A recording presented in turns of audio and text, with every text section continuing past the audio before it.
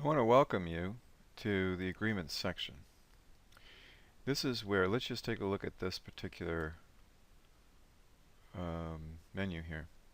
We have purchase and sale agreements, wholesaling agreements, and for rehabs.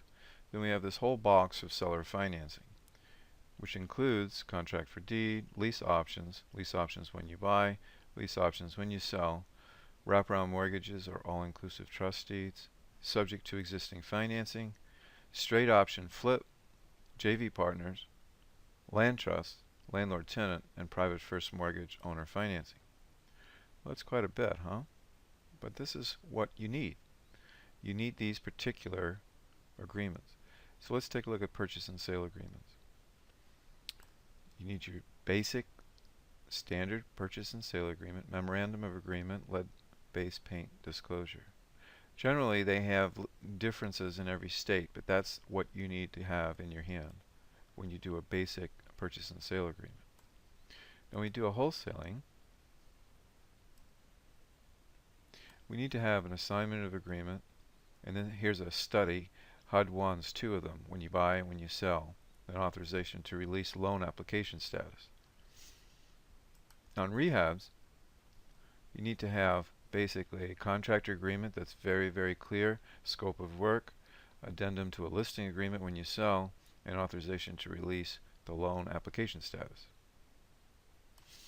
Let's take a look at seller financing. I love seller financing because there's no banks. Contracts for deed, lease options, subject to, and wraps, AITDs. Contract for deed, you basically have contract for deed agreement, authorization to release mortgage information, collection account agreement, and insurance letter.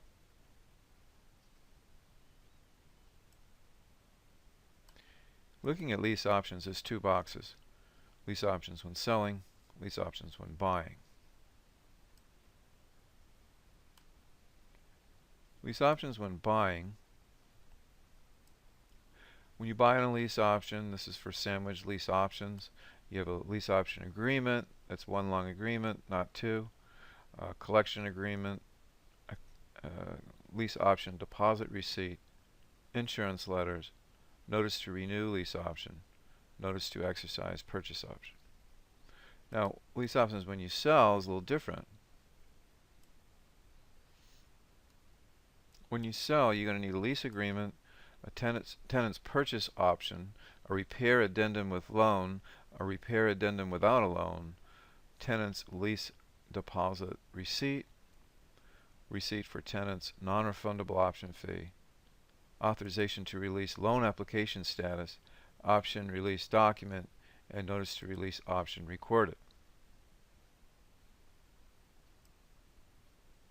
Let's get into wraparound mortgages now and AITDs. They're basically using FNMA's mortgage, FNMA mortgage note, and FNMA wraparound mortgage rider.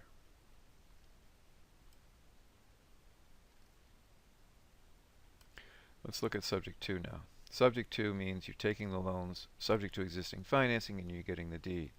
You take over the owner's property subject to the existing loan. These are the documents that we need. An addendum to the purchase and sale agreement, quitclaim deed to trustee, that's using a land trust, authorization to release mortgage information, limited power of attorney regarding real estate for the seller, insurance letter to add an additionally insured, escrow letter to the escrow, and letter to mortgage lien holder. A straight option is pretty straightforward.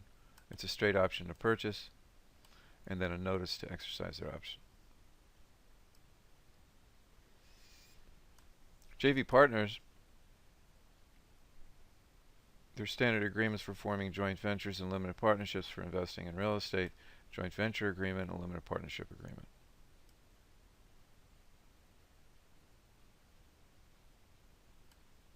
Land trusts. Land trusts have a lot of different documents, but let's go through them. Protect your assets and have more flexibility when partnering or transferring your real estate using land trusts. So, you have the main agreement, land trust agreement, then a warranty deed to trustee, beneficiaries agreement, assignment of beneficial interests is where you transfer interest. Letter of direction to trustee, and then if the trustee has to resign, there's a notice of resignation and notice of termination, an affidavit of resignation, and appointment of successor trustee. Then a trustee's affidavit.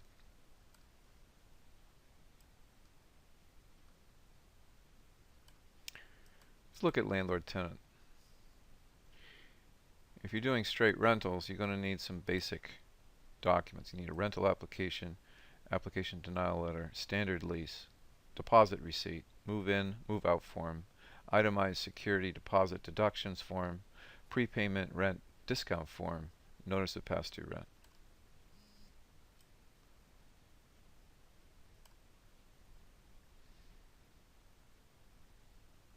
And lastly, let's look at private first mortgage.